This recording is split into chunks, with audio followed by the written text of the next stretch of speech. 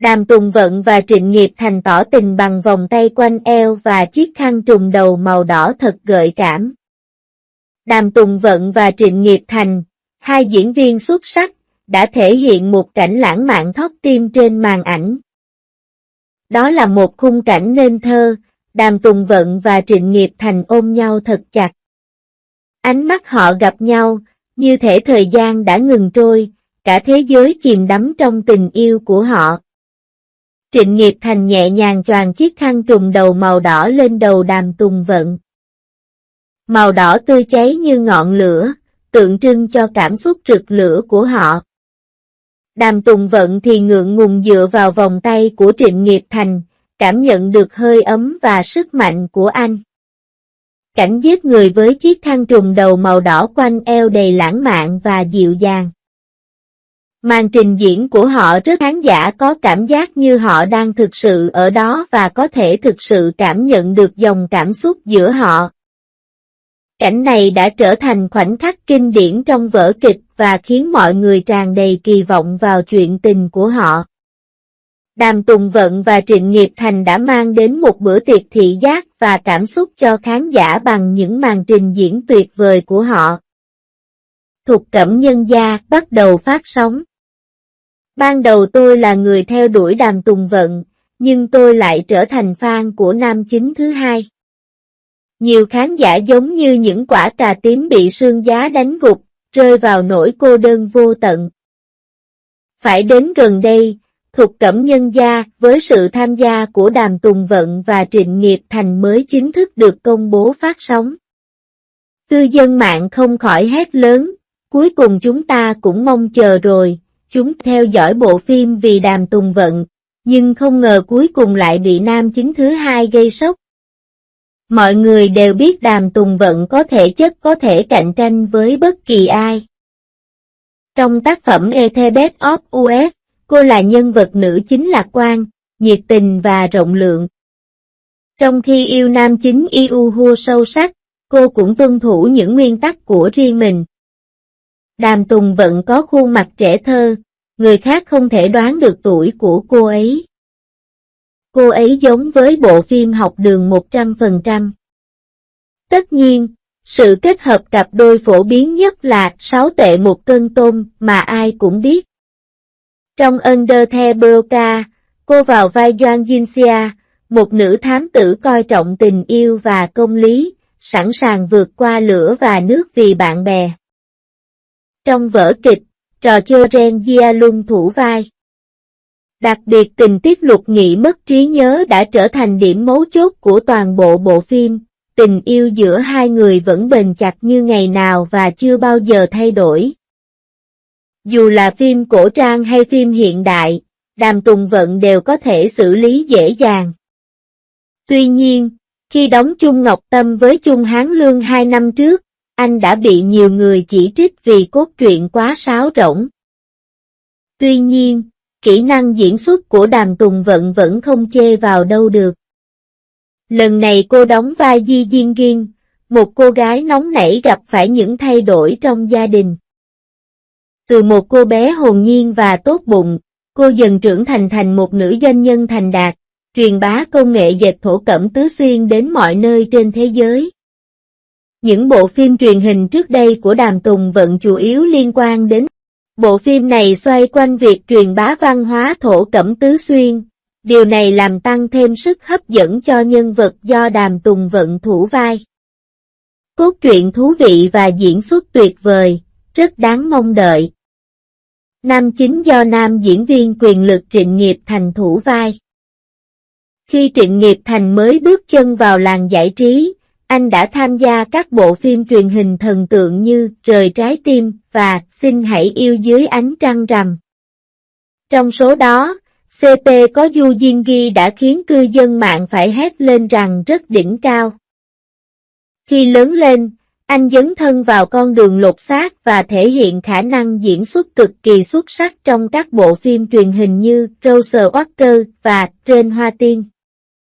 Dù là vai phản diện hay vai tướng trung thành, Trịnh Nghiệp Thành đều có thể dễ dàng điều khiển, kỹ năng diễn Trịnh Nghiệp Thành có ngoại hình ngay thẳng và khả năng diễn xuất vượt trội chỉ còn là vấn đề thời gian. Lần này anh vào vai Giang Diên Lan trong vở kịch, một chàng trai trẻ bề ngoài trông bảnh bao và nói năng gay gắt nhưng thực chất lại là người chu đáo, tốt bụng và ngay thẳng. Trong bộ phim truyền hình Hello Kim do anh đóng trước đó, một hình ảnh nhân vật tương tự cũng xuất hiện. Vì vậy, đối với anh, việc xây dựng nhân vật lần này không còn xa lạ. Anh sẽ dấn thân vào cuộc hành trình tình yêu của những kẻ thù hạnh phúc với nữ chính Ji Jin Gin. Sự tham gia của hai diễn viên chắc chắn là một niềm vui nhưng diễn xuất của nam chính thứ hai lại càng khiến khán giả kinh ngạc hơn. Chồng của Xiao Li Linh, Jin Chao, khi còn trẻ không nổi tiếng lắm, nhưng trong 2 năm qua, anh dần thành tích lũy công việc. Trước đây anh từng đóng vai Phó Triệu Hoang Tưởng và tình cảm trong phim truyền hình Tóc Trắng. Anh hết lòng vì nữ anh hùng Rongo, nhưng từ nhỏ lớn lên trong môi trường đầy âm mưu nên anh không biết cách mở lòng với người khác. Vì vậy Rongo dần bị đẩy lên vai nam chính Dong Gen Ryu. Khi xem phim, khán giả trong thâm tâm biết anh là nhân vật phản diện nhưng vẫn cảm động trước tình cảm sâu sắc của anh. Trong bộ phim truyền hình Reacher Royal Love in the Palace, Jin Chao đóng vai chàng cận vệ trẻ mê đắm Lan Jung Chê, người ban đầu yêu Uy Giang Ngoan. Sau này, sau khi người yêu của anh trở thành vợ lẽ của hoàng đế, anh đã bị Như Ý lây nhiễm và yêu cô. Có sự tương phản rất lớn giữa các nhân vật trong hai bộ phim truyền hình, nhưng Jin Chao không The Lost Ear hợp tác với Shin Fei, anh một lần nữa vào vai người chồng cũ cặn bã.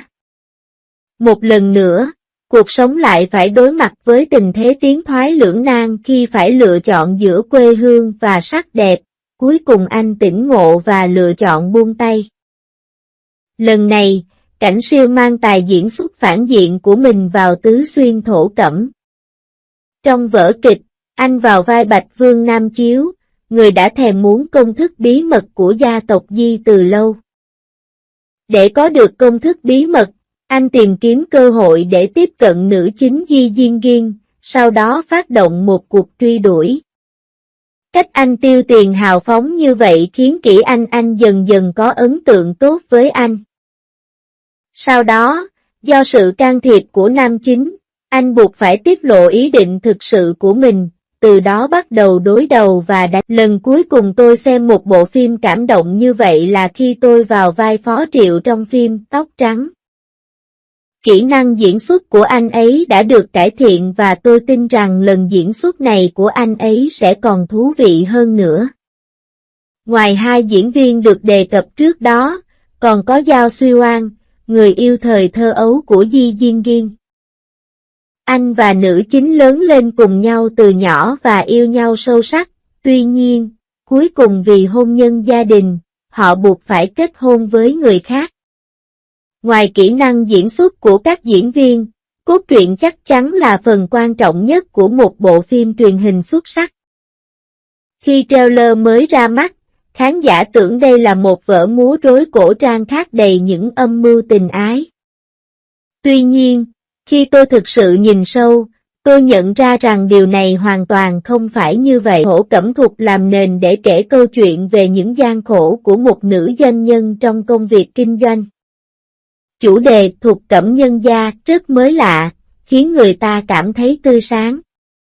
Ở giai đoạn đầu, nữ chính không phải là người yếu đuối dễ bị bắt nạt. Khi chú Quách đến tống tiền cô đã vô tình đập vào trán chảy máu. Và sau đó hãy đặt mình lên một tầm cao đạo đức để tránh bị bức hại. Thân là nam chính, Dương Cảnh Lan không những từ chối giúp đỡ cô mà còn nghi ngờ cô có ác ý. Có lẽ, trong những ngày tới, con đường kinh doanh của Kỷ Anh Doanh nhất định sẽ không ngừng bị Dương Cảnh Lan quấy rầy. Sau đó, công thức bí mật làm Thổ Cẩm Thục của gia tộc Di bị đánh cắp, họ mắc nợ nước ngoài rất nhiều. Một nữ thương gia nham hiểm đã đến đây, ao với giá rẻ. Nữ chính không chịu, trực tiếp dắt chó đi tấn công người. Với sự giúp đỡ của con chó đen to lớn, cô đã thương lượng thành công giảm giá 30% hợp đồng. Tuy nhiên, trong gia đình không còn tiền nữa. Chúng tôi dựa vào đâu để kiếm tiền? Lúc này, phương thức bán hộp mù hiện lên trong đầu Kỷ Anh Anh. Người qua đường lo lắng rằng những món đồ trong hộp mù không đáng giá, nhưng Di Diên Giên nói rằng càng mua nhiều thì bạn càng kiếm được nhiều tiền. Chuỗi hoạt động này đã thực sự nghiên cứu kỹ lưỡng việc mở hộp mù trong các chương trình phát sóng trực tiếp trực tuyến. Mọi người luôn tò mò về những điều chưa biết. Với một kế hoạch thông minh như vậy, hàng hóa đã được bán hết rất nhanh. Sau đó, Di Diên Giên sẽ thích của nhiều thế lực, đây chắc chắn sẽ là điều thú vị nhất để xem. Ngày nay, con người đang phải đối mặt với nhiều áp lực hơn trong cuộc sống và công việc nên khi lựa chọn xem phim truyền hình sẽ không bao giờ xem những bộ phim khiến con người cảm thấy chán nản.